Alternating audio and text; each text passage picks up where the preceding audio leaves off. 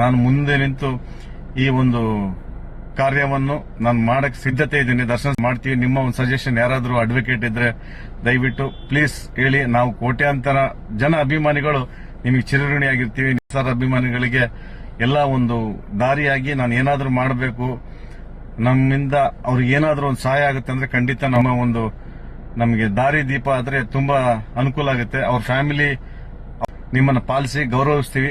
ನಮ್ಗೊಂದು ದಾರಿ ಮಾಡಿಕೊಡಿ. ನಮ್ಮ ಪ್ರೀತಿಯ ಅಭಿಮಾನಿಗಳ ದೇವರು ದರ್ಶನ್ ಸರ್ ಅವರ ವಾಚ್ಯ ಬರೋದಕ್ಕೆ ಏನಾದ್ರು ಅವ್ರ ಪಾಲಿಗೆ ಒದ್ದಾಡ್ತಾ ಇದ್ದಾರೆ.